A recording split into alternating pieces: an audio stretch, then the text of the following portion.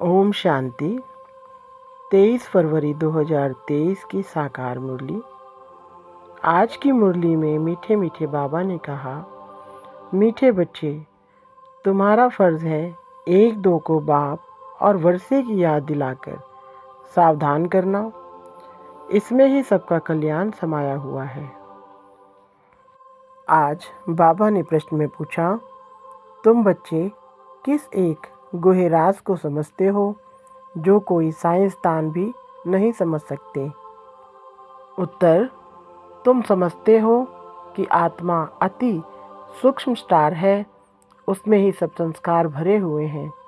वही शरीर द्वारा अपना अपना पार्ट बजा रही है। शरीर जड़ है, आत्मा चैतन्य है। ऐसे ही फिर परमात्मा भी स्टार है, उसमें सारी नॉलेज है। वह मनुष्य सृष्टि का बीज रूप है, सत्य है, चैतन्य है। वह कोई हजारों सूर्यों से तेजों में नहीं है। यह गुहराज तुम बच्चे समझते हो। साइंसदान इन बातों को नहीं समझ सकते। तुम्हें सबको आत्मा और परमात्मा की पहचान पहले पहले देनी है। गीत। माता ओ माता, तू सबकी भाग्य विधाता। ओम शांति। बाप बच्चों प्रति कहे कि बच्चे स्वदर्शन चक्रधारी भव। यह बाप ने बच्चों को सावधानी दी। बच्चों को भी एक दो को सावधानी देनी है। बाप को याद करने से झट वह नशा चढ़ जाता है। स्मृति दिलाने के लिए एक दो को सावधान करना है। जैसे आपस में मिलते हैं तो नमस्ते आदि करते हैं ना, परंतु उनमें कोई कल्याण नहीं होता। कल्याण तब होगा जब तुम बच्चे एक दो को सावधानी देंगे। स्वदर्शन चक्रधारी अक्षर में सब कुछ आ जाता है। बाप का परिचय, मर्तबे का परिचय, चक्र का भी परिचय आ गया। तो एक दो को सावधानी देना पहला फर्ज है। याद कराने से खबरदार हो जाएंगे। घड़ी घड़ी एक दो को सावधान करना है। बाप और वर्षे को याद करते रहो। स्वदर्शन चक्रधारी हो, अपने को अशरीरी समझ अशरीरी बाप को याद करते हो। याद अर्थात योग। योग से ही तुम्हारी निरोगी काया बनती है। यह अभी का पुरुषार्थ है। अंत में जब एकदम कर्मातीत अवस्था हो जाएगी तब निरोगी बनेंगे। अभी तो पुरुषार्थी हैं। अभी बाप बैठ बच्चों को समझाते हैं, क्योंकि जानते हैं सभी बेसमझ हैं। जब देवताओं आदि की पूजा करते हैं, उन्हों के ऑक्यूपेशन का कोई पता नहीं है, तो तुमको समझना है। हम सबकी बायोग्राफी बता सकते हैं। पहले तो मुख्य परमपिता परमात्मा को जानना है। उसमें भी बहुत मनुष्य मूंझते हैं, कहते हैं परमात्मा का कोई नाम रूप नहीं है। तो पहली मुख्य बात है आत्मा परमात्मा का भेद और ज्ञान बताना। यह तो जानते हैं सब आत्मा है। पुण्य आत्मा, पाप आत्मा कहा जाता है। पाप परमात्मा नहीं कहेंगे। पतित दुनिया है ना, परमात्मा तो पतित नहीं होता। इसलिए मनुष्य को पहले आत्मा को जानना है, क्योंकि आत्मा का ज्ञान कोई भी मनुष्य में नहीं है। आत्मा ही सुनती है, आत्माएं खाती पीती सब कुछ करती हैं इन ऑर्गन्स द्वारा। आत्मा का रूप क्या है? कहते हैं चमकता है भ्रकुटी के बीच में अजब सितारा। तो आत्मा का रूप समझना पड़े ना। आत्मा का रूप कोई इतना बड़ा तो नहीं है। आत्मा अति सूक्ष्म है। आत्मा का रूप है जीरो अथवा बुरी बिंदी भी कहते हैं। अब इस पर भी विचार करना चाहिए कि आत्मा कितनी सूक्ष्म है। मनुष्य पूछते हैं आत्मा शरीर से कैसे निकलती है, कहाँ से निकलती है। कोई कहते हैं खोपड़ी से निकलती, कोई कहते हैं आँखों से निकलती। क्योंकि दरवाजे तो बहुत है ना, परंतु आत्मा है क्या चीज़, यह जानना बड़ा वंडरफुल है। तो पूछते हैं आत्मा निकलती कैसे। यह नहीं कहते आत्मा आती कैसे है, परंतु पहले तो मालूम होना चाहिए कि आत्मा क्या चीज़ है। कितनी छोटी सी आत्मा में 84 जन्मों का पाठ भरा हुआ है। यह बातें मोस्ट वंडरफुल है। आत्मा है तो बरोबर स्टार मुआफिक, उसको बड़ा नहीं कहेंगे। एरोप्लेन ऊपर जाने में बहुत छोटा दिखाई पड़ता है, परंतु आत्मा बड़ी नहीं होती। उसका तो एक ही रूप है, तो पहले पहले आत्मा को जानना चाहिए। मैं आत्मा कैसे इस शरीर में प्रवेश करता हूँ। भल कोई कोई को साक्षात्कार होता है, जैसे स्टार है। उस छोटी सी आत्मा में सब नॉलेज भरी हुई है। आत्मा है एक ही, यह बड़ा वंडर है। परमात्मा के रूप का भी किसको पता नहीं। वास्तव में जैसी आत्मा है वैसे ही परमपिता परमात्मा है, वह भी बाप है। भल यहाँ बाप और बच्चा छोटा बड़ा होता है, परंतु आत्मा छोटी बड़ी नहीं हो सकती। आत्मा और परमात्मा के रूप में कोई भेद नहीं है। बाकी दोनों के पाठ में संस्कारों में भेद है। बाप समझाते हैं, मेरे में क्या संस्कार है, तुम आत्माओं में क्या संस्कार है। मनुष्य आत्मा और परमात्मा के रूप को ना जानने का कारण आत्मा परमात्मा एक कह देते हैं। बड़ा घोटाला कर दिया है। जानना बहुत ज़रूरी है। परमात्मा भी है, ब्रह्मा विष्णु शंकर भी हैं। इन सब में आत्मा है। जगत अम्बा सरस्वती को गॉडेस ऑफ नॉलेज कहते हैं, तो ज़रूर सरस्वती की आत्मा में नॉलेज होगी, परंतु उनमें कौन सी नॉलेज है यह कोई को पता नहीं है। सिर्फ कह देते हैं गॉडेज ऑफ नॉलेज। अखबारों में आर्टिकल्स आदि पढ़ते हैं तो उस पर समझना चाहिए।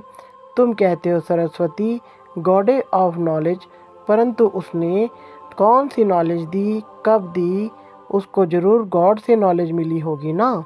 गॉड का रूप क्या है, गॉडेज ऑफ नॉलेज, यह नाम कैसे पड़ा। नॉलेजफुल तो गॉड है, उसने सरस्वती को नॉलेजफुल कैसे बनाया। एक ही बात पर किसको संगम पर खड़ा कर देना चाहिए।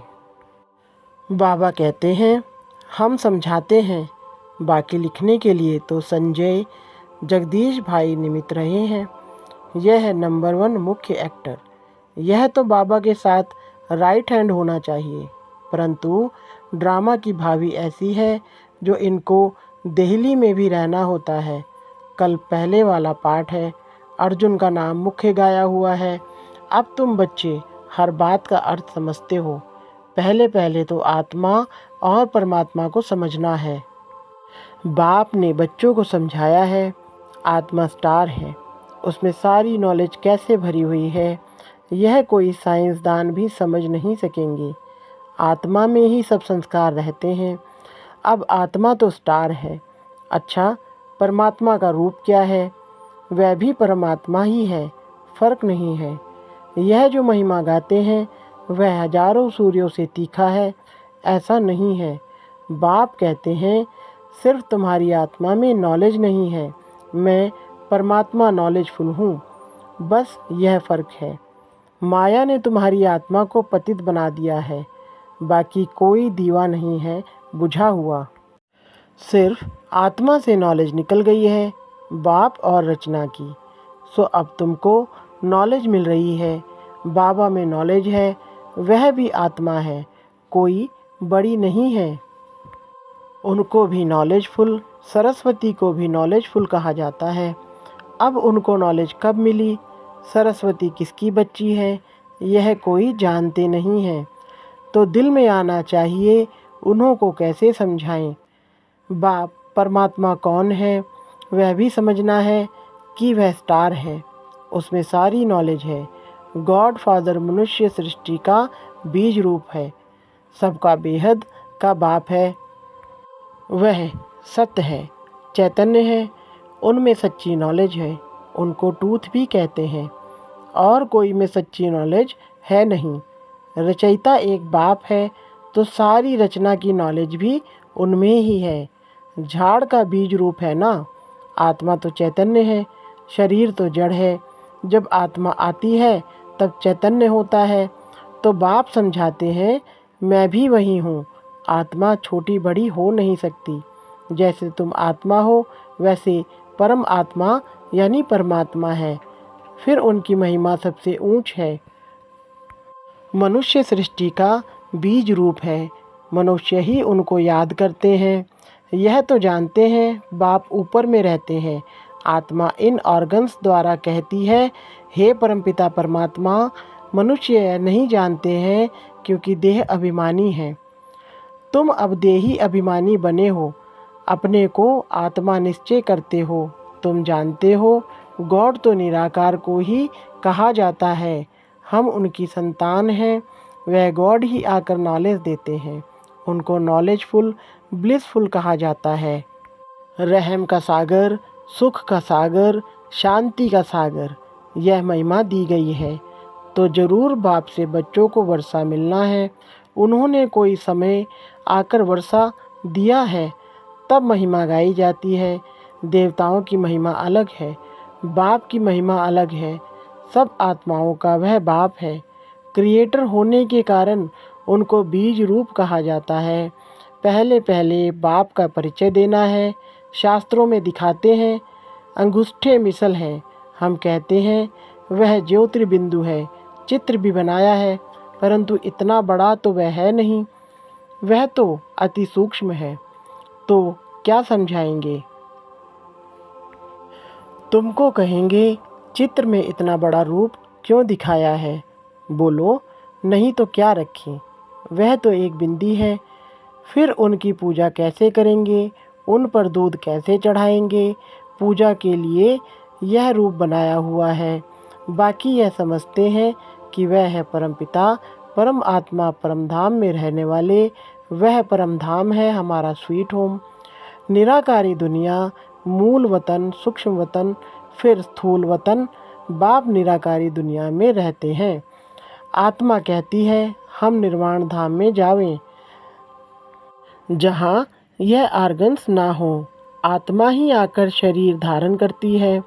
अब यह कैसे समझाएं कि आत्मा कहाँ से जाती है? यह तो जानते हैं पिंड में आत्मा प्रवेश होने से चैतन्य बन जाती है। चीज़ कितनी सूक्ष्म है, उसी में सारे संस्कार भरे हुए हैं। फिर एक एक जन्म के संस्कार प्रकट होते जाएंगे। तो बाप समझाते हैं हर एक बात को अच्छी रीति समझना है। सरस्वती की बात पर भी समझा सकते हैं, वह किसकी बच्ची है।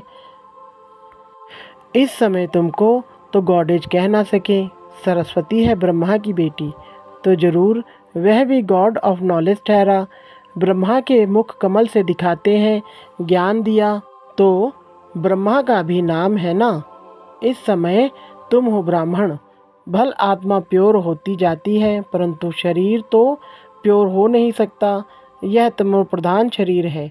तो बाप समझाते हैं बच्चे, एक दो को सावधान कर उन्नति को पाना है। बाप और वर्षे को याद करते हो, स्वदर्शन चक्र को याद करते हो। बाबा कहते हैं एक भी ऐसे सावधानी नहीं देते होंगे। बाप को याद करते करते नींद को जीतने वाला बनना है। इसमें तो बहुत कमाई है। कमाई में कभी थकावट नहीं होती है, परंतु स्थूल काम भी करने पड़ते हैं, इसलिए थकावट भी होती है। बाप समझाते हैं रात को भी जागकर बाबा से बातें करते ज्ञान सागर में डुबकी लगानी होती है। जैसे एक जानवर होता है, पानी में डुबकी लगाता है, तो ऐसे डुबकी मारने से, विचार सागर मंथन करने से देखते हैं कि बहुत पॉइंट्स आती है, कहाँ कहाँ से निकल आती है। इसको कहा जाता है रात को जागकर ज्ञान का विचार सागर मंथन करना। मनुष्य बिल्कुल ही नहीं जानते हैं, उन्हों को समझाना है। बाप ज्ञान का सागर है, उनसे वर्षा मिलना है। जो आदि सनातन देवी देवता धर्म वाले सतयुग में थे, उन्हों को जरूर वर्षा मिला होगा ना। अब सारी राजधानी को वर्षा कैसे मिला? कलयुग से सतयुग होने में देरी तो नहीं लगती। रात पूरी हो, दिन होता है। कहाँ आयरन एज्ड वर्ल्ड दुखधाम, कहाँ वह सुखधाम। ब्रह्मा का दिन और ब्रह्मा की रात, कितना फ़र्क है। अभी गॉड फादर से तुमको नॉलेज मिल रही है। सरस्वती क्या करती थी, किसको पता नहीं। बस गॉडेज ऑफ नॉलेज सरस्वती का चित्र मिला और खुश हो गए। तो उन्हों को सावधान करना पड़ता है, परमात्मा का परिचय देना पड़े। फिर ब्रह्मा विष्णु शंकर का भी परिचय देना है। बाप ने आकर यह नॉलेज दे, नर से नारायण बनाया है। बड़ा युक्ति से हर एक का ऑक्यूपेशन बताना है। सरस्वती भी ब्रह्मा मुख वंशावली है, तो जरूर परमपिता परमात्मा आया, उसने ब्रह्मा द्वारा मुख वंशावली रची। पहले पहले नॉलेज किसको दी? कहते हैं कलश सरस्वती को दिया, बीच में ब्रह्मा को गुम कर दिया। यह किसको पता नहीं है कि ब्रह्मा तन में आकर माताओं को कलश दिया है, तो जरूर ब्रह्मा भी सुनते होंगे ना। ब्रह्मा के हाथ में शस्त्र भी दिखाते हैं। ब्रह्मा की मत मशहूर है, तो वह भी सभी वेदों शास्त्रों के सार की मत देता होगा। ब्रह्मा द्वारा शिव बाबा समझाते हैं, ब्रह्मा कहाँ से आया, यह रथ कहाँ से निकला, कोई नहीं जानते। बाबा ने अभी बताया है जो तुम समझा सकते हो। अच्छा, मीठे मीठे सिकिले बच्चों प्रति माता पिता बाप दादा का याद प्यार और गुड मॉर्निंग। रूहानी बाप की रूहानी बच्चों को नमस्ते। रूहानी बच्चों की रूहानी बाप दादा को नमस्ते जी। धारणा के लिए मुख्य सार। नंबर 1, रात को जागकर ज्ञान का विचार सागर मंथन करना है। ज्ञान सागर में डुबकी लगानी है। बाप को याद करते नींद को जीतने वाला बनना है। नंबर 2, स्वदर्शन चक्र फिराते रहना है। आपस में बाप और वर्षे की याद दिलाते एक दो को सावधान कर उन्नति को पाना है। वरदान, स्वयं को संगम युगी समझ, व्यर्थ को समर्थ में परिवर्तन करने वाली समर्थ आत्मा भव। विस्तार, यह संगम युग समर्थ युग है, तो सदा यह स्मृति रखो कि हम समर्थ युग के वासी, समर्थ बाप के बच्चे, समर्थ आत्माएं हैं, तो व्यर्थ समाप्त हो जाएगा। कलयुग है व्यर्थ, जब कलयुग का किनारा कर चुके संगम योगी बन गए, तो व्यर्थ से किनारा हो ही गया। यदि सिर्फ समय की भी याद रहे, तो समय के प्रमाण कर्म स्वतः चलेंगे। आधा कल्प व्यर्थ सोचा, व्यर्थ किया, लेकिन अब जैसा समय जैसा बाप वैसे बच्चे। स्लोगन, जो सदा ईश्वरीय विधान पर चलते हैं, वही ब्रह्मा बाप समान मास्टर विधाता बनते हैं। अच्छा, ओम शांति।